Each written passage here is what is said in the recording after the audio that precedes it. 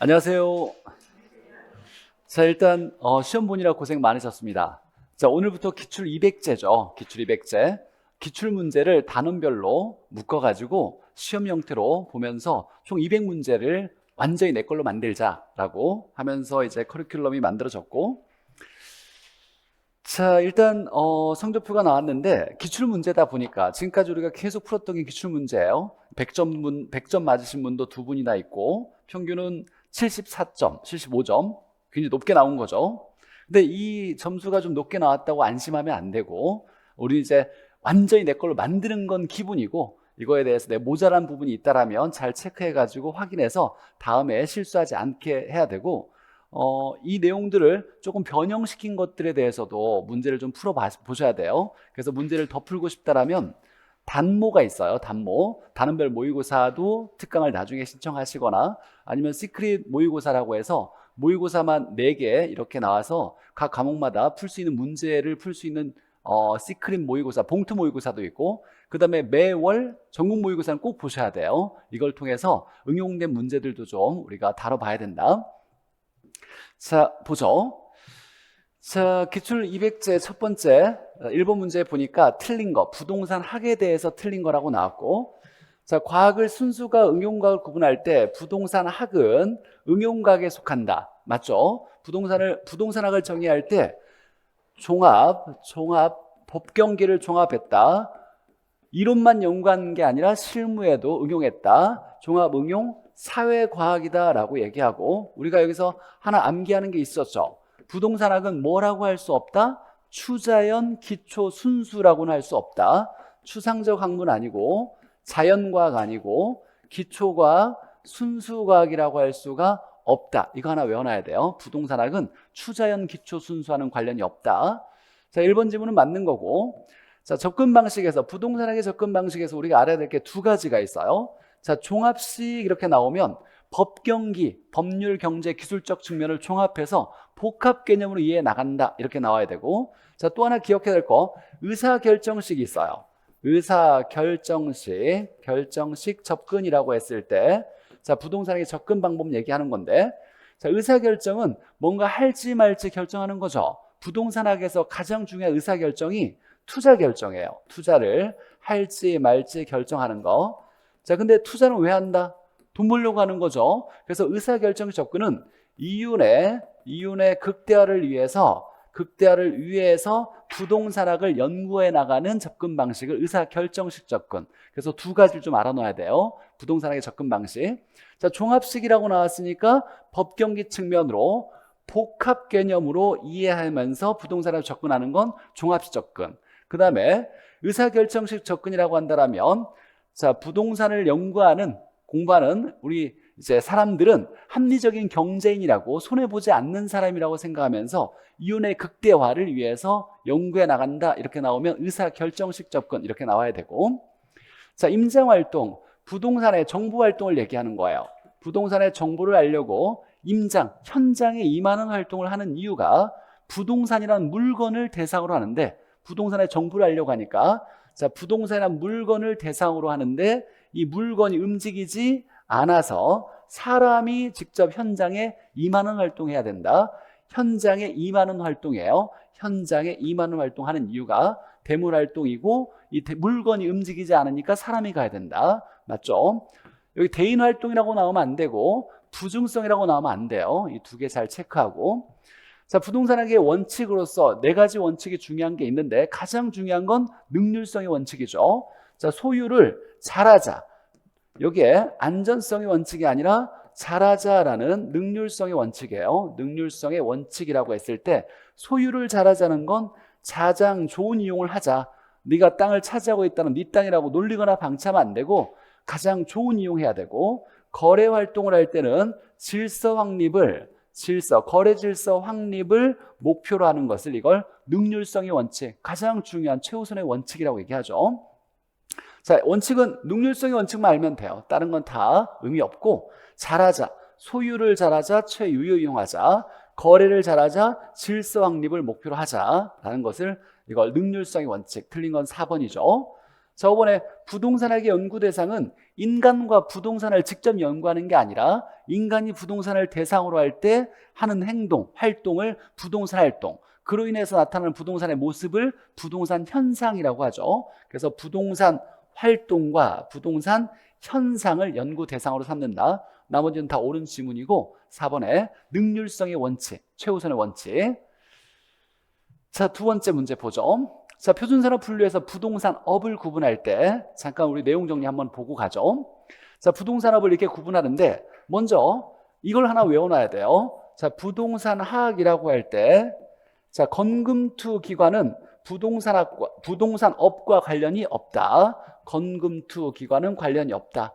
자, 이때 자, 표준산업 분류에서 부동산업이라고 얘기할 때 건설업, 건축업이란 말 쓰지 않아요. 건설업, 건축업 없고 금융업은 은행에서 하는 거지 부동산업과 관련이 없고 투자업도 안 돼요. 공인중개사가 직접 사고팔고 하면서 이윤을 남기는 투자를 직접 하면 안 되고 자, 관리업은 해당되는데 이 관리업이 나올 때는 앞에 기타 부동산, 시설은 해당되지 않아요. 그래서 건금투, 기관은 해당되지 않는다. 이거 하나 외워놔야 돼요. 그래서 부동산업과 관련되면 먼저 건금투 기관은 다 제껴놓고 봐야 돼요. 제껴놓고 본다. 자, 그 다음에 이제 이걸 확인했으면 다음에 이제 부동산업에 대해서 우리가 구분할 때 부동산업은 크게 임대 및 공급업과 관련된 서비스라는 건 고객에게 응대하는 걸 얘기하는 거죠. 고객에 응대하는 걸 얘기하는 건데 임대 및 공급업을 크게 두 개로 나눴을 때 자, 부동산 임대업과 개발 및 공급업이에요. 부동산 공급업이라고 하는 건 없어요. 부동산 개발 및 공급업 이거 하나 외워놔야죠. 자, 임대 및 공급업을 나눌 때 임대업과 공급업 이렇게 나누는 게 아니라 임대업과 개발 및 공급업 이렇게 구분하고 자, 관련 서비스업 할 때 우리가 애프터 서비스 하면 사후 관리 얘기하는 거예요. 서비스가 관리를 포함하는 거예요. 관리업이 들어가고 나머지 서비스 고객이 응대하는 것이 중개, 자문, 감정평가 다 고객에게 의뢰인에게 활동하는 거예요. 중개, 컨설팅, 감정평가 다. 자, 이때 이제 두 번째 중요한 건 이 부동산 임대업에 관련된 건 주비기 다예요. 주거용, 주택을 얘기하는 거고 비주거용은 상업용, 사무용, 공업용 이런 것들을 비주거용. 기타 부동산은 시설을 얘기하는 거예요. 상하수도 시설, 철도 시설 이런 거 모든 부동산이 임대업과 개발 및 공급은 다 되는데 관리업에는 기타 부동산이 들어가지 않는다. 이거 하나 중요하죠. 자, 여기에 관리업 앞에는 기타 부동산 들어가면 안 된다. 주거용, 비주거용. 자, 중개업에 대리업 포함하고 있고 자문업은 투자 자문업을 얘기하는 거고 감정평가 이게 새로 신설된 거죠. 분양업이 아니야. 분양 대행업이에요. 분양 대행업. 분양업이 아니라 분양 대행업. 이걸 속여낼 것 같지는 않지만 혹시라도 분양업이 아니라 분양 대행업이라는 거 이거 하나 기억해 놓고 자, 그럼 이제 문제 한번 보죠. 자, 정리했다고 했을 때 자, 그냥 부동산업에 해당되지 않는 거라고 나왔어요. 건금투 기관은 해당되지 않는다. 이거 딱 외웠다라면 자, 개발 및 공급업 맞고 중개업에 대리업 포함하는 거 맞고 자, 관리업이 나오면 앞에 봐야지. 앞에 기타가 들어가면 안 돼요. 시설 들어가면 안 돼. 자, 비주거용 관리업 맞고 임대업은 다 상관없고 맞고 투자 금융업은 금융업 투자 관련이 없다. 건금투 기관은 관련이 없다. 5번 딱 볼 때 자, 얘는 부동산업과 관련이 없고 라고 바로 체크할 수 있어야 되고 자, 3번에 보니까 자, 부동산 관리업에서 관리업이라고 나왔네요. 관리업. 세부에서 해당하지 않는 거. 관리업은 뭐가 안 된다? 기타 부동산이나 시설 관리업은 안 된다 그랬어요. 자, 그러니까 이 관리에 앞에 있는 것 중에 주거용, 비주거용은 다 가능해. 근데 기타 부동산, 시설 들어가면 안 돼요. 여기에 사업시설 이렇게 들어가면 얘는 안 된다. 해당 사항이 없다. 주거용, 비주거용은 다 상관 있고 관련 있고 아파트는 주거용이고 사무용은 비주거용 얘기하는 거죠. 사무용, 공업용, 상업용은 다 비주거용을 얘기하는 거예요. 자, 시설은 기타 부동산 얘기하니까 관리업과 연관 지을 수 없다. 자, 그래서 2번, 3번은 딱 보자마자 답 체크할 수 있어야 되고 자, 4번에 우리 기본적으로 자, 총론에서 가장 많이 나오는 거죠. 부동산의 개념에서 복합 개념의 부동산 이렇게 정리할 때 잠깐 한번 내용 정리 보고 가죠. 자, 부동산의 개념을 복합된 측면으로 법경기 측면으로 법률, 경제, 기술적 측면으로 이해 나가는 것을 복합 개념의 부동산이라고 하고, 가장 중요한 건 경제적 개념의 5가지: 자산, 자본, 생산재, 소비재, 상품. 무조건 외워놔야 되고, 자, 그 다음에 기술적, 물리적이라는 개념의 뜻을 알고 있어야 돼요. 눈에 보이는 모습으로 우리가 이해해 나갈 때 이걸 기술적, 물리적 개념이라 그래요. 자, 그러면 눈에 보이는 모습이니까 형태가 있어요, 없어요? 형태가 있다 해요. 그럼 형태가 있으니까 얘는 유형적 측면의 개념이 되는 거고, 형태가 있다, 유형적 개념이고, 이 법률과 경제는 형태가 없으니까 무형적 개념을 얘기하는 거예요. 이때 유형적, 기술적, 물리적 개념에 암기했던 것이 위와 간이 안 좋은 환자다, 이렇게 외웠어요. 위와 간이 안 좋은 환자. 이때 자자를 잘 봐야 돼요. 여긴 자연이고 여긴 자산자본인 거예요. 자산자본. 자, 그다음에 이제 법률에서 민법상 협의, 좁은 의미의 부동산은 토지정착물이고, 자, 광의의 넓은 의미의 부동산은 토지정착물에다가 준부동산을 합친 거죠. 자, 준부동산은 부동산이에요, 부동산이 아니에요? 부동산이 아니에요. 부동산이 아닌데 부동산에 준한다라고 얘기하는 거죠. 자, 동산 등이나 동산 결합물 등을 얘기하는 거예요. 근데 얘가 부동산과 비슷하게 등기 등록을 해. 자, 그래서 준부동산을 봤을 때, 자, 부동산은 무조건 등기 등록해야 되는데, 자, 보니까 여기에 동산 등인데도 부동산과 유사하게 등기 등록을 하더라. 그래서 부동산에 준해줄게, 취급해줄게, 간주해줄게, 의제해줄게 라고 하는 거죠. 자, 이런 것들이 있어요. 자동차, 항공기, 선박, 기계, 재단, 어업권, 여기에 임목도 들어가고 이렇게 있어요. 근데 최근에 이제 35에 나왔던 문제를 보니까 이 중에서 등기하는 것과 등록하는 걸 구분할 수 있어야 돼 라고 문제를 나오니까 이것도 한번 정리를 잠깐 해보죠. 자, 등기 등록하는데 얘를 공시수단이라고 하죠. 공시수단인데 어떤 건 등기하고 어떤 건 등록하냐 라고 했을 때, 자, 등기하는 거 생각해보죠. 등기. 재단은 등기할까요? 재단 등기 있어? 재단 등기 못 들어봤어? 있어요. 재단 등기야. 재단, 그 토지나 건물이나 여러 가지 권리나 기계 설비, 자동차 포함해서 덩어리로 등기하는 걸 재단 등기라 그래요. 재단 등기. 그래서 얘는 등기예요. 등기. 임목 등기 있어요? 임목 등기 있어? 대답을 좀 해줘봐요. 임목 등기 있죠. 나무도 등기할 수 있어. 보존 등기할 수 있는데, 이때 중요한 건 임목은 한 그루의 나무가 아니라 수목의 집단을 얘기하는 거예요. 그래서 수목의 집단을 임목 등기라고 한다. 임목도 등기해요. 선박은 등기도 가능하고 등록도 가능해요. 20톤 이상이면 등기도 가능해요. 그래서 선박도 등기해요. 그래서 등기하는 건 재단, 그 다음에 임목 등기, 재단 등기, 임목 등기가 있고, 선박도 등기할 수 있더라. 자, 등록하는 건 움직이는 물건이거나, 즉 동산이거나 독립된 권리를 얘기할 때, 하나의 독립된 권리를 얘기할 때는 얘는 등록을 해요. 등록. 자, 자동차 등록하지. 항공기도 등록하고 기계도 움직이는 거니까 등록해요. 특이한 건 선박도 움직이는데 얘는 등기할 수 있다라는 거. 20톤 이상이면 라는 거.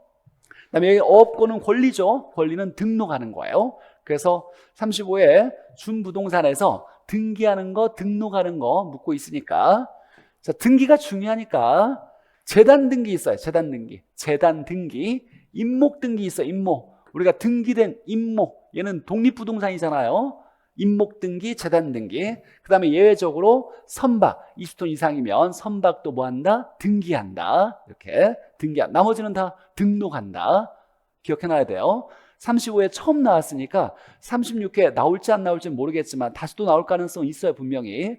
준부동산에서 등기하는 거, 등록하는 거. 등기하는 거, 재단 등기, 임목 등기, 선박. 예외적으로 하나, 선박. 이렇게. 자, 4번 문제 보죠. 그러면 기본 문제죠. 자, 경제적 개념 이렇게 나오면 자산, 자본, 생산재, 소비재, 상품. 그래서 자산, 자본, 생산재, 소비재, 상품. 상품 빠졌네요. 기역, 니은, 리을, 비읍은 경제적 개념. 얘밖에 없으니까 답은 2번 될 거고. 자, 물리적, 기술적 개념은 위와 간이 안 좋은 환자.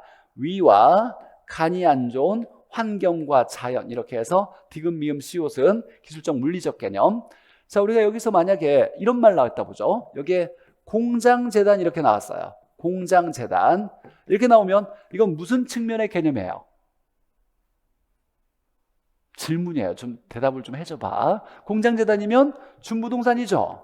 준부동산이면 이건 우리가 광의의 부동산에 포함된다라고 얘기하는 거예요. 광의의 부동산. 우리가 협의부동산, 광의부동산 구분하는 건 법률적 개념이죠. 법률적 개념으로 이렇게 해석하는 거예요. 토지 및 정착물 나와도 법률적 개념이고, 이렇게 이런 거 나올 때는 준부동산, 이 준부동산을 좀 해석할 수 있어야 돼요. 자동차, 선박, 항공기, 기계, 그다음에 재단, 공장재단, 광업재단, 임목업권 이런 것들 준부동산. 자, 5번 보죠. 자, 복합 개념의 부동산이란이라고 나왔어요. 자, 그러면 부동산의 개념을 복합적으로 이해해 나가는 거니까 법경기 측면으로 부동산을 이해해 나가는 거 맞죠? 이걸 좀 더 해석하면 종합식 접근 방법과 거의 유사한 내용을 얘기하는 거고, 자, 민법상 부동산은 협의 부동산을 얘기하는 거고, 협의 부동산, 토지와 정착물 맞고, 자, 기술적 개념 나오면 물리적 개념을 얘기하는 거죠. 위와 간이 안 좋은 환자. 자, 근데 보니까 여기에 자산, 자본, 생산재, 소비재, 상품, 얘는 경제적 측면의 개념이죠. 얘는 맞지만 자산이나 생산 요소는 경제적 측면 개념. 경제적 5개 무조건 외워야죠. 자산, 자본, 생산재, 소비재, 상품 이렇게. 그래서 딱 이건 다음 안 읽고도 땡큐하고 넘어갈 수 있어야 돼요. 문제 풀 때. 자, 준부동산은 등기 등록하는 공시 방법을 갖춘 동산 등이다라고 해석하는 거예요. 등기 등록하는 동산 등 또는 동산 결합물을 얘기하고, 여기에 자동차, 선박, 항공기, 기계, 재단, 임목, 업권 이런 거 있죠. 이때 등기하는 거 재단 등기, 임목 등기, 예를 들어서 예외적으로 움직이는데 등기하는 거 선박 등기, 이렇게 4가지 기억해 놓고. 자, 5번에 보니까 토지 건물은 각각의 독립된 부동산이지만 결합된 상태로 다뤄질 때 이걸 토지 건물을 합쳐서 뭐라고 할 거냐라고 할 때 이걸 복합 부동산이라고 한다. 토지 건물이 결합된 상태로 다뤄질 때 복합 부동산. 자, 그래서 1번과 5번의 정의는 헷갈리면 안 돼요. 법경기로 부동산의 개념을 이해할 때는 복합 개념의 부동산, 토지 건물을 합쳐서 이르는 말은 복합 부동산, 이렇게 구분해야 되고. 6번 보죠. 정착물. 정착물 잠깐 한번 정리해 보죠. 자, 원래 정착물은 움직일 수 있는 건데 토지나 건물에 붙어져서 부동산으로 취급할 수 있는 물건을 정착물이라 그래요. 자, 근데 어떻게 붙어져야 되냐라고 할 때, 자, 여기에 잘 붙여져야 돼. 잘, 이유 있게, 단단히, 오랫동안 잘, 쓸모 있게 붙여지면 이게 움직이는 것이 토지나 건물에 부착되면 정착물로 취급하면서 부동산으로 간주되는 거죠. 자, 이유 있게, 단단히, 잘 부착되면 된다. 자, 이때 항구적으로 오랫동안 붙일 목적으로 용도에 맞게 임대인이 부착해야 오랫동안 붙일 목적으로 부착했다고 보는 거예요. 자, 얘 하나 기억해놔야죠. 제거하거나 분리했을 때 손실이 있어야 돼. 떼어낼 때 아무런 건물에 문제를 일으키지 않았다면 붙일 만한 이유가 없었던 거예요. 떼어낼 때 문제가 있어야 붙일 만한 이유가 있었다고 보는 거예요. 자, 그래서 떼어낼 때, 제거하거나 분리할 때 문제가 있어야 정착물로 취급한다. 문제가 있어야 정착물 취급한다. 이거 기억해놔야 돼요. 그냥 대충 그러겠지라고 하면 그냥 쉽게 틀릴 가능성이 높은 지문이니까 떼어낼 때 문제가 있어야 정착물로 취급한다. 자, 얘랑 확인하고. 자, 이때 임차인이 부착하면 일시적으로 부착한 걸로 보는 거야. 이사 갈 때 떼어갈 수 있다고 보니까 정착물이 아니에요. 그러면 동산으로 보는 거고. 자, 나무 중에 잠깐 심어놓은 거, 가짜로 심어놓은 거죠. 이식 중인 나무는 일시로 부착한 거니까 이것도 정착물로 보지 않고, 판잣집도 역시 임시로, 일시적으로 살 집이라고 해서 정착물로 보지 않고, 얘는 경작 수확물이죠. 떨어진 거예요. 사과나무에 떨어진 사과를 얘기해. 그럼 얘는 정착물이 아니죠. 붙어져 있어야. 미분리 과실이라고 나왔을 때 이걸 나무로 보면서 정착물이고, 떨어지면 움직이는 동산이 되는 거예요. 그래서 이 2개 기억해놔야 돼요. 가식수목, 경작 수확물. 경작 수확물은 떨어진 걸 얘기한다. 자, 이때 이제 그러면 정착물이 되는 거고, 정착물 중에 자, 토지에 붙어져 있는 토지 정착물을 구분할 때 두 개로 구분할 수 있죠. 독립이냐 종속이냐. 뭐와 독립이냐? 토지와 독립된 정착물을 얘기하고 토지에 붙어져 있는데 토지와 독립됐다. 자, 그러면 이걸 분리해서 거래할 수 있다는 거예요. 토지는 갑에게, 토지 위에 붙어져 있는 정착물은 을에게 분리해서 양도할 수 있게 소유권이 각각 이렇게 명시되어 있는 걸 독립정착물. 우리 민법에서는 딱 4개만 인정해줘요. 건물, 등기된 임목 등기하는 거죠. 임목. 이건 한 그루 나무를 임목 등기할 수는 없고 수목의 집단이에요. 수목의 집단만 임목 등기한다. 명인방법으로 소유권이 구분된 나무, 재배되는 농작물, 경작물. 이건 재배되고 있는 진행형의 농작물, 경작물을 얘기하는 거예요. 자, 이건 건물은 누구 거? 건물 등기부 거, 등기부에 있는 소유권자 거. 등기된 임목도 등기부의 소유권자 거. 명인방법 수목은 명인방법으로 이름을 밝힌 사람 거. 재배되고 있는 농작물은 경작자 거. 이렇게 토지 주인과 별개의 주인을 인정했어. 그러니까 토지와 이 정착물을 분리해서 거래할 수 있는 거고, 나머지 정착물 중에, 자, 나머지는 다 종속 정착물인데 얘는 토지에 종속된 정착물을 얘기하는 거예요. 그럼 분리해서 거래할 수 없어요. 얘는 부동산을 취급하는 거예요. 부동산 취급하는 거 맞아요. 부동산 취급하는데 토지와 분리해서 거래할 수 없고 토지에 속한 상태로 거래되는 부동산 정착물을 얘기하는 거예요. 자, 이때 국어, 이거 인공수로죠. 인공수로 나머지 것들하고, 자, 매년 경작의 노력을 요하지 않는 단생 식생과 수목, 얘는 알아서 자라는 나무, 식물과 나무를 얘기하는 거예요. 이거 정착물 맞아요? 정착물 맞죠? 정착물 맞아요. 정착물인데 독립정착물은 아니고 종속된 정착물이다. 그럼 토지와 분리해서 거래할 수는 없죠. 부동산으로 취급되는데 토지에 속한 상태로 부동산 취급하면서 거래될 수 있는 종속정착물이다. 이렇게 해석해야 되고, 자, 그럼 나무를 한번 정리해보면 나무. 자, 가짜로 심어놓은 거, 가식이나 이식 중인 나무 나오면 얘는 정착물이 아니에요. 일시적으로 임시로 심어놨으니까 정착물 아니고, 나무 중에 등기되거나 명인 방법을 갖추면 독립된 부동산으로 보는 거고, 알아서 자라는 나무라면 얘는 종속 정착물이다. 그래서 나무 중에 정착물 아닌 건 딱 하나, 가식수목밖에 없어요. 나무 중에 정착물 아닌 건 가식수목. 이때 이제 명인 방법을 갖추거나 등기되면 독립, 알아서 자라면 이건 종속 정착물.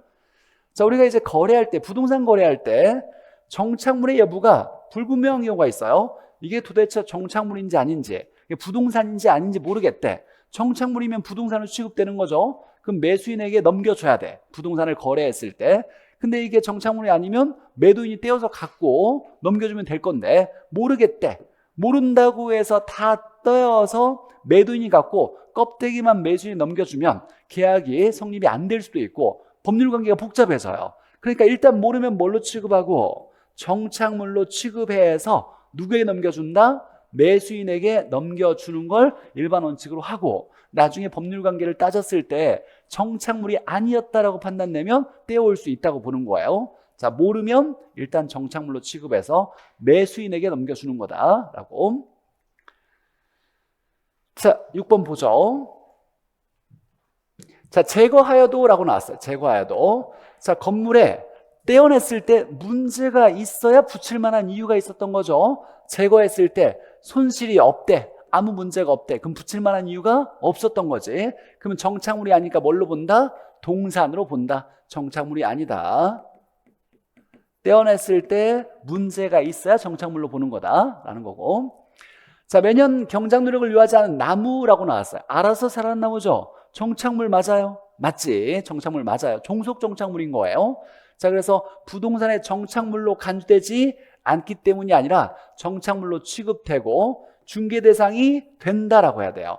다만 중개 대상이 될 때 토지와 분리해서 중개 대상이 되는 게 아니라 토지에 속한 상태로 중개 대상이 될 수 있다, 이렇게 나와야죠. 그래서 얘는 종속 정착물이다. 종속 정착물이니까 부동산으로 취급하고 중개 대상이 될 수 있다. 다만 토지와 분리해서 중개할 수는 없고 거래될 수는 없고 토지에 속한 상태로 중개 대상이 된다라고 나와야죠. 자, 2번 틀렸고, 자, 그래서 사실 지금 문제 볼 때는 우리가 워낙 유명한 기출 문제를 계속 보는 거니까 시간이 모자라면 안 돼요. 40분 너무 충분한 건데 사실. 근데 처음 보는 거 보니까 시간을 좀 충분히 줬는데. 자, 3번에 보니까 정착물은 당사자들의 합의나 쓰임새 관계 등에 따라 주물, 종물. 주물은 독립정착물, 종속된 거는 종물은 종속정착물로 구분될 수 있다. 맞죠? 토지정착물 중에 여기는 독립정착물, 종속정착물을 얘기하는 거고. 자, 정착물은 계속적으로 이용된다고 인정된다. 이유 있게 단단히 오랫동안 잘 부착되면 정착물로 보는 거니까. 자, 정착물은 토지와 서로 다른 부동산으로 인정되는 거, 이건 독립부동산, 독립정착물을 얘기하는 거고, 토지의 일부로 간주되는 거, 이건 종속정착물로 구분할 수 있더라. 자, 이때 독립정착물 4개 외워놔야죠. 건물, 등기된 임목, 명인방법으로 소유권이 구분된 수목, 재배되고 있는 농작물, 이렇게 4가지 독립정착물. 자, 틀린 건 2번이고. 자, 여기까지는 이제 기본적으로 총론의 기본 문제였고, 자, 토지 분류가 매년 한 문제 나오죠. 토지 분류. 이거 틀리면 절대 안 된다. 토지 분류 한번 잠깐 정리 한번 해봅시다. 자, 이거 무조건 다 외워놔야죠. 자, 바닥. 어떤 용도로 쓰이는 바닥. 가장 넓은 개념의 토지 분류 나오면 부지라고 해야 되고, 자, 주거용, 상업용, 공업용으로 이용한다는 건 건축할 수 있는 거예요. 주택상가 공장을 건축할 수 있거나 건축되어 있는 상태도 택지라고 할 수 있겠죠. 건축되어 있다는 건 건축할 수 있다는 얘기니까. 그래서 건축되어 있거나 건축할 수 있는 토지라고 나오면 이걸 택지라고 하고, 이걸 공법에서 뭐라고 한다? 대지. 건축이 가능한 토지를 대지라고 하죠. 대지. 자, 용도지역, 여기 간에 내에서라고 할 때 우리 용도지역은 국계법의 용도지역이 아니라 감정평가상 용도지역을 얘기하는 거예요. 그러면 학계론에서 감정평가상 용도지역은 3개밖에 없어요. 3개. 3개 뭐? 3개. 택지, 농지, 임지만을 이걸 용도지역이라 그래요. 자, 용도지역 간에 전환 중이면 이건 후보지, 후간. 용도지역 내에서 전환 중이면 이행지, 이내 이렇게 외웠죠. 이 용도지역이란 말을 바꾼다라면 택지, 농지, 임지, 지역 간에, 택지, 농지, 임지, 지역 내에서 이렇게 표현할 수 있는 거예요. 용도지역은 딱 3개밖에 없다. 자, 그럼 다시 한번 좀 연습을 해보면 이런 거 한번 보죠. 자, 이 토지가 있는데 얘가 농지였어요. 농지인데 얘가 택지로 전환 중이래요. 전환 중.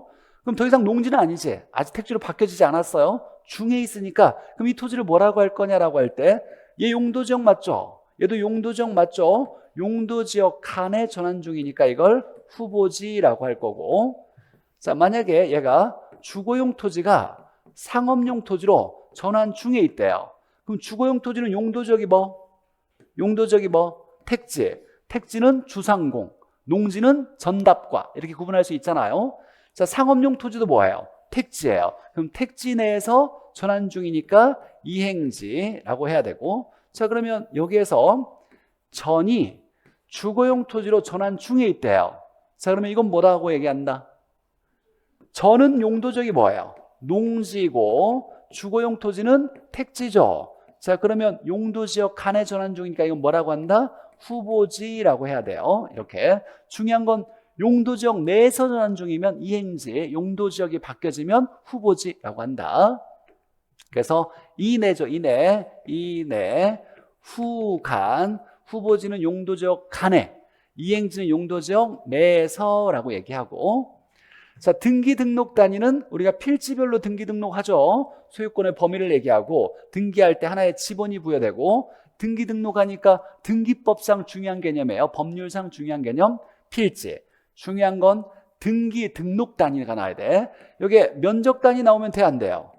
안 돼요. 면적 단위는 제곱미터나 평을 얘기하는 거지 토지 분류 아무 관련이 없어요. 등기 등록 단위 이렇게 나와야 되고, 자, 가격 정도가 비슷한 덩어리를 뭐라고 할 거냐라고 할 때 가격이 비슷한 덩어리를 획지라고 하고, 자, 이 두 개는 자, 서로 반대되는 개념인데 바닷가 해변 토지인데, 자, 등기부는 없어요. 소유권 인정되지 않는데 바닷가 보니까 활용실익이 많은 토지를 물가 빈자를 써서 빈지라고 얘기하고, 자, 등기부는 있는데 경사가 져서 이용하기가 거의 불가능한 토지를 이걸 법지, 법으로만 인정되는 토지, 법지라고 한다.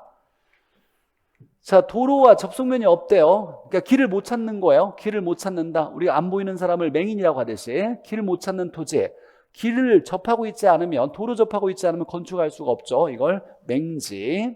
자, 맹지에서 한쪽에 좁은 도로 접속면을 가지게 돼서 주머니 모양, 자루 모양이 나타나면 이건 자루 모양의 대지. 이때 대지하고는 한자가 달라요. 이걸 얘기할 때는 자루 모양이라고 얘기할 거예요. 한쪽에 좁은 접속면을 가지게 되면서 주머니 모양이 된 거.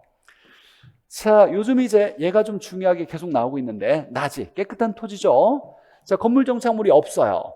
근데 사법상의 제한이 없지 공법상의 제한은 받는 상태죠. 우리 학교에서 공법상의 제한을 받지 않은 토지는 없어요. 공법상의 제한을 받고 사법상의 제한이 없고 건물 정착물이 없는 깨끗한 토지, 바로 가장 좋은 이용을 바로 할 수 있는 토지, 낮이라고 하죠. 그럼 가격이 높아요, 낮아요?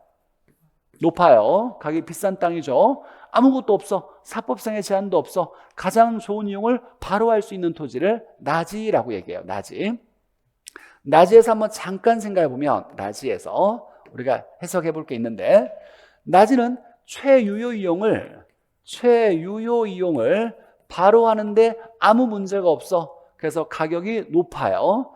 자, 낮이 중에서 지목이 대이면서 낮인 토지를, 이걸 뭐라고 하냐면 나대지라고 얘기해요. 낮이면 건물 정착물 없고 사법상의 제한이 없고, 근데 지목이 되면 주거용과 상업용으로 이용할 수 있는 토지를 얘기하는 거죠. 지목은 공시법에서 토지 분류할 때 쓰는 용어죠. 자, 이걸 뭐라고 한다? 나대지라고 한다. 나대지 하나 기억해 놓고, 지목이 태이면서 낮이인 거 두 개를 만족해야 돼요. 자, 그 다음에 어떤 토지가 표준지로 선정됐어요. 표준지로 선정이 됐다. 자, 그러면 우리 공부했을 때 한번 생각해 보죠. 이 말이 나오면 표준지로 선정되었다. 그럼 뒤에 뭐가 나와야 돼? 개별을 결정 공시하지 아니할 수 있다. 이 말 나와야죠. 표준으로 선정됐으니까 표준 가격이 있을 거야. 그럼 별도로 개별을 결정 공시할 필요가 없다. 이렇게 해석했던 건데, 자, 낮이와 관련돼서는 뭐냐면 표준지로 선정됐는데 이 표준지로 선정된 토지가 건부지예요. 그러면 건물이 있는 상태죠. 건물이 있는 상태의 토지가 이게 표준지로 선정됐어. 그럼 표준지 공시가를 정할 때는 위에 건물이나 어떤 사법상의 제한을 다 걷어내고 토지만의 가격을 평가하는 걸 원칙으로 해요. 법령에. 자, 그러면 뭘로 평가해야 되냐면 건물이 있어도, 사법상의 제한이 있어도 없는 상태로 가정하거나 조건을 붙여서 낮이 상태로 평가하는 걸 원칙으로 해요. 이걸 뭐라고 하냐면 낮이 상정 평가라고 해요. 자, 그러니까 표준지로 선정됐는데 이 표준지로 선정된 토지가 건부지야. 예를 들면 이렇게 건물이 있는 얘가 건부지인데 얘가 표준지로 선정됐어요. 그러면 표준지 공시가를 정해야 될 거 아니야? 누가 해요? 국장이 해? 시군구가 해? 질문이에요. 누가 해? 국장이 하죠. 대답을 좀 해줘요. 개별이 있을 때만 시군구가 하는 거고, 그 다음에 표준이 들어가거나 공동 나오면 국장이 하는 거죠. 자, 국장이 직접 조사하진 않지. 국장이 할 때 토지는 감정평가 법인에게 의뢰하고 주택은 한국부동산원에 의뢰해서 조사평가를 한다 그랬어요. 자, 그러면 얘를 국장이 감정평가 법인에 의뢰했을 때 가격을 정해야 되는데 얘는 지금 건물이 있는 상태의 토지죠. 온전히 토지 가격만 정해야 돼. 건물에 영향을 받는 토지 가격을 구하면 안 되고 토지만의 가격을 구해야 되니까 이건 건물이 없다고 가정하면서 실제와 다르게 가정하거나 조건을 붙이는 조건부 평가를 하는 거예요. 어떤 조건으로 하냐? 낮이 상태를 가정하여 평가한다, 이렇게 얘기하는 거예요. 법령에 규정되어 있는 거예요. 자, 그러면 이거 한번 잠깐 해석해 보죠. 감정평가, 원래 원칙은 현황평가 원칙이에요. 맞아요? 이용 상태를 기준으로 그대로 기존 시점 그대로 평가한다. 그럼 원래 원칙은 뭘로 평가해야 돼? 현황평가, 건부지로 이 토지를 평가해야 될 거 아니에요. 나 혼자 하는 것 같아 자꾸. 건부지로 평가하는 게 원칙이야. 근데 법령에 규정이 있으면, 법령의 규정, 의뢰인의 요청, 사회통념상 필요가 나오면 실제와 다르게 가정하거나 조건을 붙일 수 있다, 이렇게 배웠어요. 다르게 조건을 붙일 수 있다 그랬죠. 근데 법령에 얘가 표준지로 선정되면 나지상정평가해야 돼 라고 법령에 규정이 돼 있어. 법령에. 자, 그러면 얘는 현황평가예요, 조건부평가예요? 조건부평가를 해야 되는 거야. 자, 그럼 법령에 규정이 있어서 실제와 다르게, 원칙이 아니라 실제와 다르게 조건을 붙였대. 그럼 검토를 원래는 해야 되는데 법령에 규정이 있을 때는 검토를 뭐 할 수 있다? 생략할 수 있다. 이렇게 따라다니는 거예요. 자, 그래서 나지에 대해서 요즘 많이 나오고 있으니까 나지와 관련됐을 때, 자, 아무것도 없어. 사법상의 제한도 없고 건물정착물도 없으니까 가장 좋은 이용을 바로 할 수 있는 가격이 높은 토지, 단 공법상의 제한은 받는 상태여야 된다. 자, 그 다음에 이제 35에 나왔어요. 지목이 대이면서 동시에 나지인 걸 우리가 뭐라고 하냐라고 할 때 나대지라는 말을 쓴다. 하나 기억해 놓고. 자, 감정평가 연관지어서 내 건부지인데 표준지로 선정되었어. 그러면 표준지 공시가를 정해야 돼. 그럼 국장이 감정평가 법인에게 의뢰해서 가격을 정하는데, 표준지를 감정평가할 때는 법령에 나지 상태를 가정해서 평가한다라고 규정되어 있어요. 법령에. 자, 그러면 건부지로 평가하는 게 아니라 있는 걸 없다고 가정하고 나지 상태로 평가하는 걸 원칙으로 한다. 이때 원칙과 다르게 했으면 원래 검토를 해야 돼. 적법성을 검토해야 되는데 법령에 규정이 있어서 이걸 없다고 가정하고 나지 상태로 평가한 거죠. 이때 법령에 규정이 있을 때는 검토하지 아니할 수 있다. 이렇게 되는 거예요. 여기까지 한번 해석하고 감정평가 연관지어서. 자, 건물이 부착되어 있는 토지는 건부지라고 하죠. 근데 건부지는 택지라고 할 수 있어요. 택지라고 할 수도 있어요. 자, 건물이 지을 수 있었으니까 건물 지어져 있겠지. 그러니까 건부지도 택지라고 할 수 있는 거예요. 자, 물 밑으로 가라앉은 토지, 이건 무조건 폭우에 떨어진 토지, 포락지, 중요한 토지죠. 원인이 어떻게 됐든지 간에 원래 지적 공부에 등록되어 있어요. 전이나 답으로 등록되어 있었는데 집안이 무너지거나 침식되어서 물 밑에 가라앉은 토지 나오면 다 포락지라고 한다. 자, 건물 바닥 면적을 제외한 빈 공간, 비어있다, 공지라고 하고. 자, 이제 36개에서는 이게 중요하게 다뤄질 것 같으니까. 자, 한지면 이용하고 있지 않는 토지를 얘기하는 거야. 이용하고 있지 않는데 휴자가 나오면 쉬게 하면서 이용하고 있지 않는 거, 이걸 휴한지. 자, 바람직하지 않게 투기적 목적으로 도시토지래요. 도시토지면 개발할 수 있는 택지를 일반적으로 도시토지라 그래요. 건물 지을 수 있는데 건물 안 짓고 비워뒀어. 이건 투기한 거지, 알박기 한 거지. 이런 도시토지, 비워둔 도시토지를 공한지라고 얘기하는 거예요. 공한지. 자, 여기 하나 빠졌는데, 자, 원래 농지인데 경작을 안 하고 놀리고 있어. 잡초가 무성하게 자라는 놀리는 토지를 뭐라고 한다? 유휴지. 놀러 가는 곳 유원지 생각하면서 얘와 비슷하게 바람직하지 않게 이용하고 있지 않는 농지를 유휴지라고 한다. 자, 고압선 아래, 선 아래하 토지, 선하지. 자, 개발 이전에 자연 그대로의 토지, 원래 바탕을 얘기하는 거죠. 원래 바탕 소지라고 하고, 원래 토지니까 원지라고도 해요. 소지, 원지. 개발되기 전에 자연 그대로의 토지.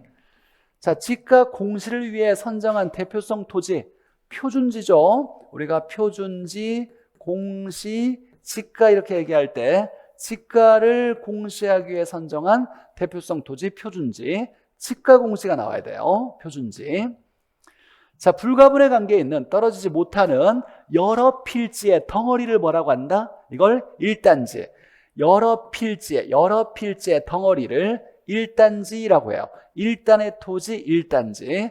불가분 관계의 여러 필지의 덩어리. 이때 중요한 건 여러 필지니까 몇 필지 이상이에요? 한 필지라고 나오면 안 돼. 두 필지 이상이에요. 여러 개는 두 개 이상을 얘기하는 거예요. 자, 도시개발 사업에서, 자, 도시개발 사업은 신도시 개발 사업을 얘기하는 거죠. 신도시, 미개발 토지를 최초로 도시로 바꾼 사업을 도시개발 사업이라고 하고, 이때 주로 환지 사업 방식을 취한다 그랬고, 환지는 샀다가 파는 게 아니라 동의를 얻어서 돌려주는 거죠. 재분배 방식이라고 해야 돼요. 이때 돌려주는 토지를 뭐라고 한다? 환지. 이때 돌려주지 않는 토지를, 자, 환지되지 않는, 환지가 안 되는 토지를 이걸 뭐라고 하냐면 뭐라고 한다? 뭐라고? 보류지라고 하죠. 환지되지 않는 토지를 보류지라 그래요. 돌려주지 않는 토지, 보류지. 보류지를 두 개로 구분하면 공사비 충당하는 채비지, 비용을 충당하는 채비지와 공공용지, 이렇게 두 개로 구분되죠. 자, 필요한 경비를 충당하기 위해서 환지되지 않는 토지가 뭐냐 그러면 채비지라고 해야 돼요. 근데 이렇게 그냥 환지되지 않는 토지라고 나오면 보류지고, 보류지 중에서 공사비, 비용을 충당하기 위한 토지가 뭐냐 그러면 채비지, 이렇게 나와야 된다. 자, 토지의 분류 보죠. 다시. 자, 토지 용어의 설명으로 틀린 거라고 나왔고, 자, 도시개발 사업에서, 신도시 개발 사업, 환지 사업 방식에서, 자, 소요된 비용과 공공용지를 제외한 후, 이건 뭐라고 한다? 소요된 비용, 공사비죠. 이 토지를 뭐라고 한다? 채비지. 채비지와 공공용지를 합쳐서 뭐라고 한다? 보류지. 얘를 제외하고 원래 환지 계획에 따라서 토지 소유자에게 재분배한다라고 나온 거죠. 이걸 환지 사업 방식이죠. 이때 돌려주는 토지를 뭐라고 한다? 환지. 맞고. 자, 토지와 도로 등의 경계 사이의 경사진 부분을 뭐라고 한다? 경사진 거, 법지. 좀 더 구체적으로 얘기하면 소유권은 법적으로 인정이 되지만 경사져서 이용을 못하니까 활용실익이 거의 없는 토지를 법지라고 하고, 자, 남의 땅에 둘러싸여서 도로와 연결되어 있지 않는 토지를 맹지. 맞고. 자, 도시개발 사업에 필요한 경비를 충당하기 위해 환지로 정하지 않는 거, 이렇게만 나오면 보류지인데, 보류지 중에서 경비를 충당하기 위한 토지라고 나왔으니까 이건 채비지라고 나와야 되고, 자, 5번에 소유권이 인정되지 않는데요. 등기부는 없어. 근데 바다 육지 사이에 바닷가 해변 토지래요. 이건 뭐라고 한다? 빈지라고 해야죠. 빈지. 그래서 5번이 틀렸고, 8번에 보니까, 자, 등록단이 나왔어요. 등록단이 나오면 뭐? 필지. 이렇게 필지 나와야 되고, 등기할 때 하나의 지번이 부여된다. 자, 이번에 보니까 택지, 농지, 임지, 이걸 한 단어로 뭐라고? 한 단어로 용도 지역이라고 하죠. 용도 지역. 용도 지역 내에서라고 나왔어요.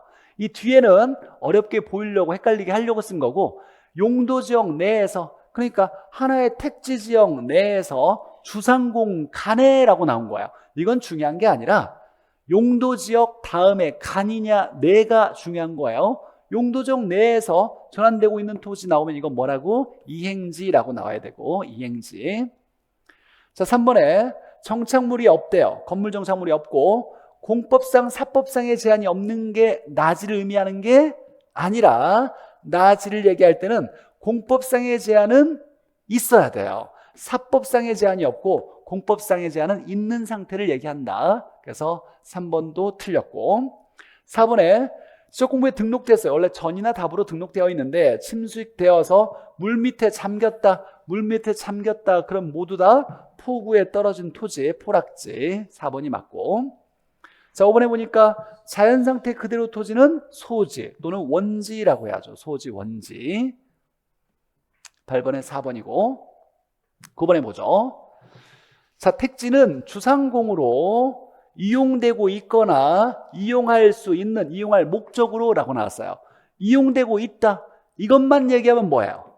건부지예요. 건물이 있는 상태를 얘기하는 거예요. 이용되고 있거나. 근데 이거 두 개를 합쳐서 얘기할 때 건물이 지어져 있거나 건물을 지을 수 있는 이라고 나왔으니까 이건 뭐라고 한다? 택지. 그래서 기억은 맞고. 자, 니네 보니까 용도상 떼어놓지 못하는 여러 필지의 덩어리라고 할 때 이걸 덩어리 토지 1단지라고 한다. 획지가 아니라 1단지라고 나와야 되고. 자, 이건 틀린 게 나왔으니까 박스 문제가 나오면 다 풀고 다 pu는 게 아니에요. 틀린 거 확실한 게 나오면 얼른 봐서 틀린 걸 제껴놔야 돼. 이렇게 니은 틀렸고 틀렸고 틀렸고 그럼 답은 1번밖에 없네. 이렇게 땡큐하고 넘어가야 돼요. 시간 끌면 안 되고. 니은에 용도상 불가분에 있는 여러 필지의 덩어리는 1단지라고 하지.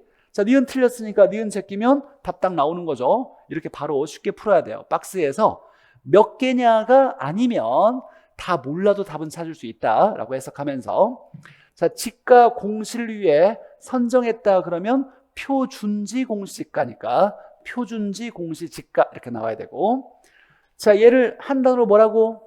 얘를 용도지역이죠. 용도지역 간에 전환되고 있는이니까 후보지, 후간 이렇게 나와야지. 이행지가 아니라 후보지. 이건 4개 다 읽을 필요 없었던 문제인 거죠. 우리는 시간이 항상 여유가 없으니까 빨리 풀 수 있는 방법을 계속 연구해야 돼요. 10번 보죠. 자, 기역은 35에 처음 나왔는데 보니까 지적제도에 용을 해요. 그러니까 공시법에서 쓰는 용어인데, 자, 토지의 용도에 따라서 얘를 구분해서 종류를 구분해서 등록, 용도에 따라서 종류를 구분해서 여기에 등록하는 게 뭐냐라고 물어봤어요. 얘를 보니까 자, 필지가 있고 지목이 있대. 필지에 해당돼야 안 돼요. 필지는 이런 게 아니야. 필지는 용도에 따라서 종류를 구분해서 이렇게 구분해서 등록하는 거 아니죠. 뭐라고 나와야 돼? 등록 단위, 등기 단위라고 나와야 필지지. 그래서 이건 지목을 모른다 하더라도 1차만 하는 사람이 이건 필지가 아닌 걸 알아야 돼요. 필지는 등기 단위, 등록 단위지. 등기할 때 필지별로 등기한다는 거지.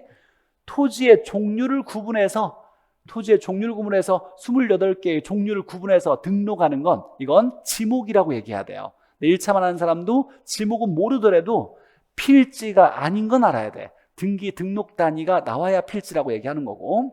자, 니은 보니까 지가공시 용어로서 토지의 건물이나 정착물이 없고 지상권 사용수익을 제한하는 사법상의 원리가 설정되어 있지 아니한이라고 나왔어. 좀 더 추가한다라면 공법상의 제한은 있어요, 없어요? 있어야 되겠죠. 이 토지를 뭐라고 한다? 나지라고 해야 돼요. 나지라고. 나대지는 아니죠. 나대지가 나오려면 여기에다가 조건이 하나 더 붙어야 돼. 뭐라고? 지목이 돼. 이거이면서 동시에 이 토지의 지목이 대인 경우라면 이걸 나대지라고 할 수 있다 이렇게 얘기할 수 있지만 이런 조건이 없으니까 나대지는 아닌 거고 나지.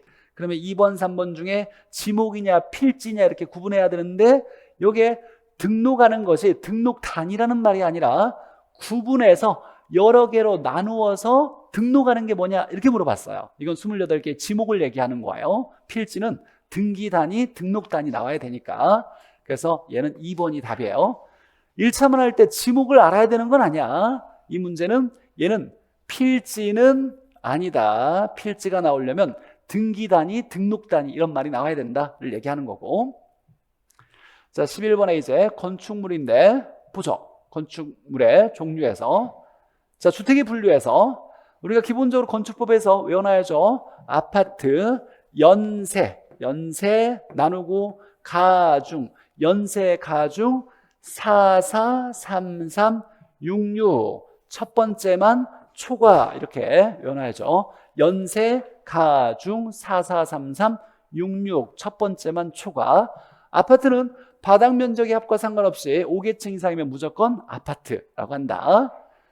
자, 그러면 연립과 다세대는 구분하죠. 여기 초가 있으면 연립, 초가 없으면 다세대. 자, 그러면 다가구와 다중을 보니까 단독에 해당되는 건데 얘는 똑같아. 3계층 660 이하, 3계층 이하 660 이하 이렇게. 그럼 구분할 때 다중은 옛날 하숙집이라 그랬죠. 독립된 구조가 아니한 것으로 이렇게 나와야 돼요. 독립된 구조가 아니다. 자, 얘는 누가 학생과 옛날 하숙집이니까 직장인이 장기간 머무를 수 있는 곳으로 각 별실마다 취사시설을 갖추지 아니한 것으로, 이걸 독립된 구조가 아니한 것으로 이렇게 나와야 돼요. 3계층 이하 660 이하 이렇게 나와야 되고.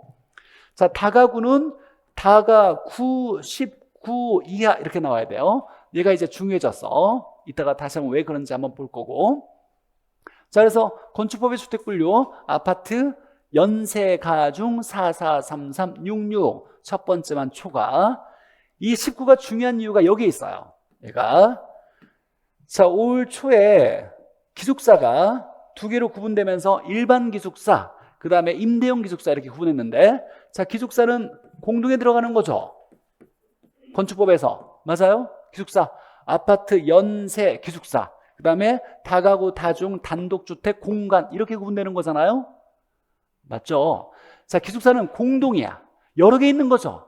여러 개 있을 때 건축법에서 여러 개 있을 때를 20개를 기준 잡아. 여러 개가 20개야.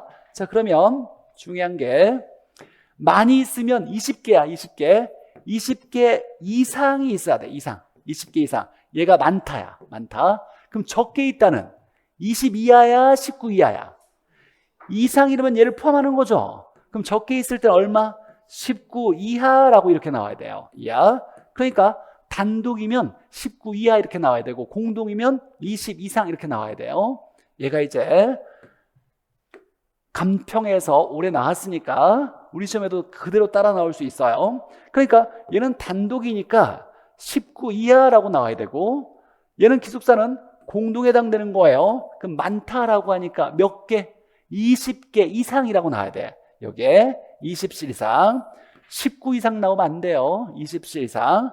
물론 여기에 추가적으로 즉 공동주차수를 이용하는 세대수가 전체 50% 이상인 것으로, 전체 세대수의 공동주차수를 이용하는 것이 50% 이상인 것으로 라고 나오는 건 당연한 건데, 얘가 중요한 거예요. 많다는 20 이상, 적다는 19 이하 이렇게 나와야 돼.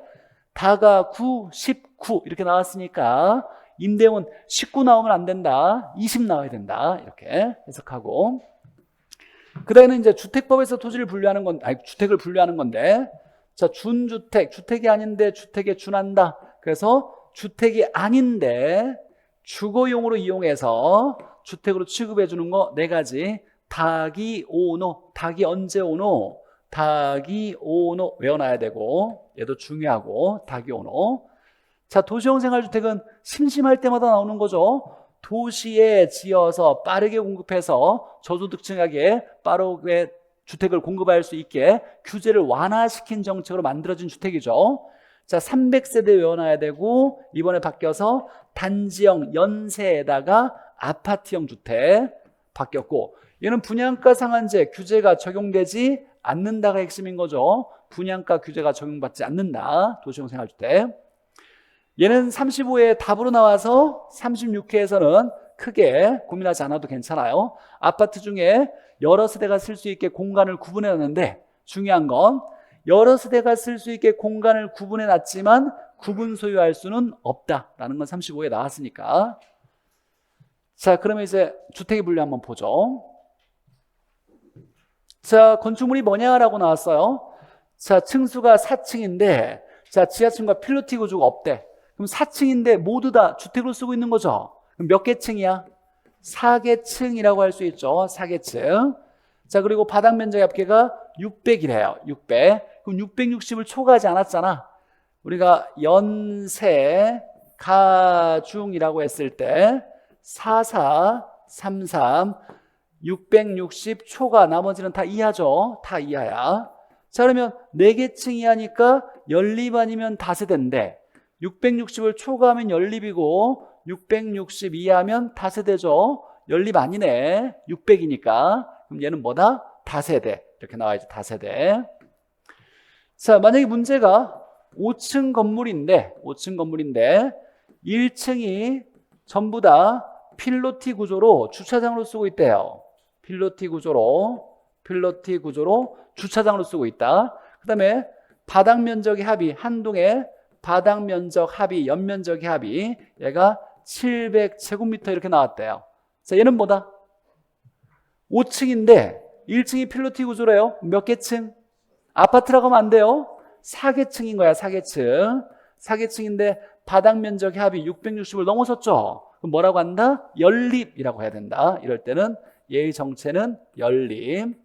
자, 근데 얘는 필로티 구조가 없으니까 주거용, 주택으로 쓰이는 층수의 합을 계층이라고 하는 거죠. 계층을 봐야 돼, 계층. 12번 보죠.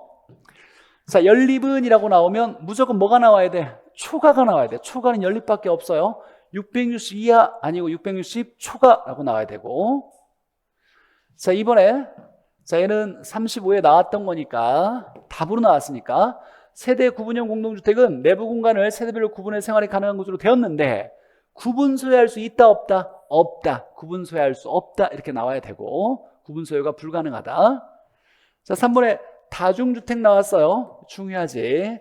옛날 하숙집 학생 직장인이 오랫동안 머무를 수 있는 곳으로 3계층 이하 660 이하는 맞죠? 근데 독립된 구조가 이어야 돼? 아니어야 돼? 아니어야 돼요. 그래서 독립된 주거 형태가 아니며 맞네요. 그래 틀린 게 없어요. 3번은 맞고.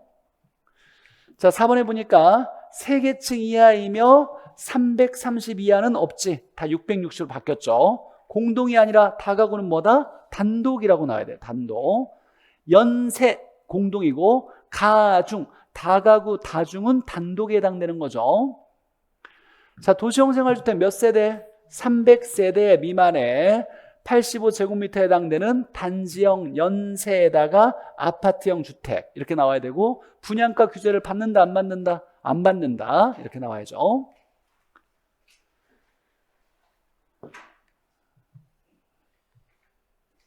자, 그 다음에 잠깐 이 현상 보기 전에 잠깐 중요한 개념만 잠깐 설명하고 잠깐 쉬죠. 자, 우리가 토지의 특성 이것도 한 문제가 무조건 나오는데 가장 중요한 요즘 나오는 유형은 자연적 특성에는 부부연계가 있어요. 부부연계. 인문적 특성에는 두 개 알아둘 것이 용도의 다양성과 위치의 가변성이에요. 이렇게 나오는데 자연적 특성은 타고난 성질이에요. 절대로 예외가 없어. 변하지가 않아. 근데 어떤 성질이 변하지 않냐 이렇게 얘기할 때 무조건 자연적 특성이 나오면 물리적 성질이 변하지 않는다 이렇게 나와야 돼요. 물리적으로 눈에 보이는 성질이 변하지 않는다 이렇게 연결돼야 돼요. 부부연계가 나오면 물리적으로 안 된다 이렇게 해석해야 되고 이 내용을 전부 다 무조건 다 완벽하게 해석할 수 있어야 돼요.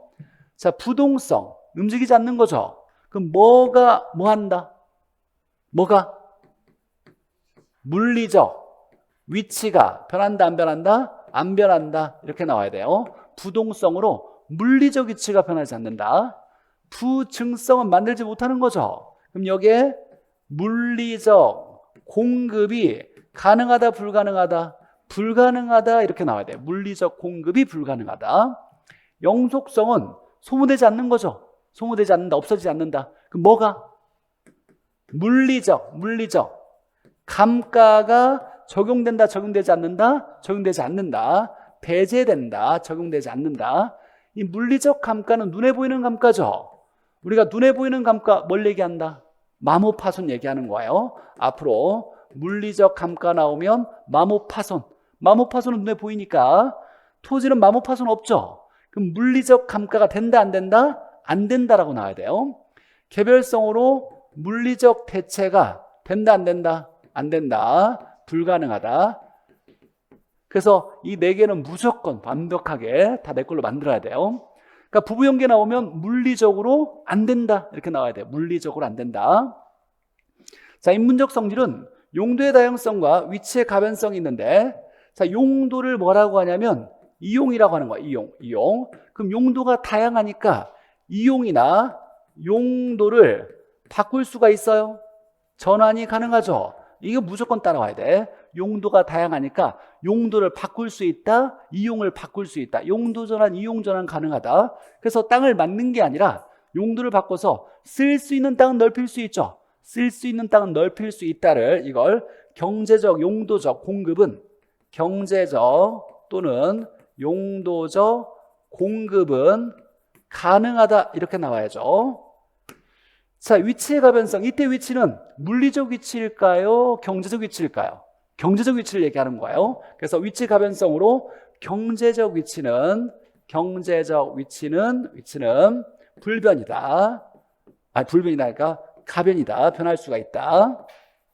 물리적 위치는 변할 수 없지만 경제적 위치는 변할 수가 있다라는 건데 근데 이번 감정평가 시험에서 아마 다음 주중에 제가 36개 감정평가 사시험에서 부동산학 원론이란 과목이 있어요. 근데 작년에 보니까 감정평가 문제에서 우리 부동산 학개론에 7문제가 그대로 나왔어요. 그대로 어려운 문제의 유형들이 다 감정평가에 온 거예요. 근데 36개 감정평가 문제가 어렵게 나왔어. 그래서 그걸 꼭 우리가 볼 필요가 있는데, 아마 다음 주에 제가 시간을 내서 한번 해줄 건데 야간에서 시간이 없으면 영상으로라도 꼭 들어야 돼요. 영상으로 실시간도 진행할 거고 영상도 볼 수 있게 해줄 거니까. 그래서 36개 감정평가 문제, 부동산학 원론 문제를 꼭 우리가 살펴봐야 되는데 중요해요. 너무 어렵게 나왔어. 아마 문제를 풀라고 제가 먼저 제시할 건데 아마 거의 다 틀릴 거야. 거의 다 못 풀 거야. 근데 그걸 좀 봐서, 우리 시험은 감정평가보다 좀 쉬우니까 답이 왜 그렇게 나왔는지 알면, 똑같은 지문이 나오면 확인할 수 있지. 처음 볼 때는 어렵지만 답만 확인하면 그렇게 어려운 건 아니었으니까. 그래서 한번 좀 볼 거예요. 어찌되거나 자, 인문적 성질이 나오면, 용도의 다양성, 위치의 가변성 나오면 경제적 성질이 변할 수가 있다, 이렇게 나와야죠. 자, 이때 위치가 사실은 세 가지가 있어. 먼 옛날에 우리 시험에 12회인가 한번 나왔어요. 이때 위치는 사실 경제적 위치만 얘기하는 건 아니에요. 이 위치는 사실 얘기하면 사회적 위치가 있고 경제적 위치가 있고 행정적 위치가 있어요. 행정적 위치, 이렇게 세 가지가 있어. 세 가지. 근데 도로가 잘 뚫렸어. 옆에 백화점이 생겼어. 그래서 가치가 올랐대. 그럼 셋 중에 한번 찍어봐요. 무슨 위치? 도로가 생겨서 값어치가 올랐어. 이렇게 백화점, 공원 생겨서 값어치가 올랐어. 이건 경제적 위치야. 자, 그리고 예를 들면 이런 거예요. 사회적 인식이, 야, 이 동네는 교육 환경이 너무 좋아. 목동 같은 경우에 교육 환경이, 사회적 인식이 변했어요. 교육 환경이 너무 좋아서 목동 가면 공부를 잘할 수가 있어. 그래서 목동의 건물들이나 주택의 값어치가 올라가고 있어. 이건 사회적 위치겠지. 사회적 위치가 변한 거예요. 자, 근데 공법적인 규제, 행정법이 변해서 가치가 변한 경우가 있지. 갑자기 토지거래 구역이었던 것이 우리가 허가가 풀렸어. 개발 제한 구역이 허가가 풀렸어. 아니면 개발 제한 구역으로 지정이 됐어. 가격이 오르거나 떨어질 수 있죠. 이런 건 뭐라고 해야 돼? 행정적 위치예요. 이게 나왔어. 이게. 그러니까 우리 시험에도 먼 옛날에 나와서 20년 전에 나왔던 문제인데, 이게 감정평가에 나와서 또 많이들 좀 실수했는데, 어쨌거나 우리는 경제적만 배웠지만 사실은 세 가지가 있다. 사회적, 경제적, 행정적. 이때 공법적인 규제 나오면 무슨 위치라고 나와야 돼요? 행정적이나 나와야 돼. 이게 나올 가능성은 좀 희박하지만 나올 때 위치가 뭔가 변했어. 근데 무슨 위치가 변했냐라고 할 때 도로 조건, 교통 조건 또는 여러 가지 경제적 가치를 변화시킬 수 있는 일반적인 조건이 변하면 경제적이고, 사회적 인식이 변하면 사회적이고, 근데 공법적인 규제 이렇게 나오면 행정적 위치가 변한 거예요. 이게 올해 간평에서 나왔던 문제다. 자, 어쨌든 크게 자연적 특성 나오면 물리적 성질은 무조건 안 된다, 이렇게 나와야 되고, 인문적 특성 나오면 두 가지 용도의 다양성, 위치 가변성 나오면 경제적 성질이 변할 수가 있다, 이렇게 나와야죠. 특히 용도의 다양성 나오면, 이용이나 용도 나오면 무조건 용도의 다양성이에요. 이용, 용도 나오면 용도의 다양성, 이렇게 나와야 된다. 위치를 얘기할 때 이 위치는 물리적 위치가 아니라 경제적 위치를 일반적으로 얘기하는데, 엄밀히 따지면 사회적 위치, 경제적 위치, 행정적 위치 세 가지가 있다. 이때 중요한 거, 예전에 우리 답도 이거 나왔어. 이거, 즉 토지이용 규제, 공법적인 규제, 행정 규제, 이거에 변형되어서 가치가 달라진 건 무슨 위치냐, 이렇게 나올 때 행정적 위치, 이거 하나 생각한다. 쉬었다가 보죠.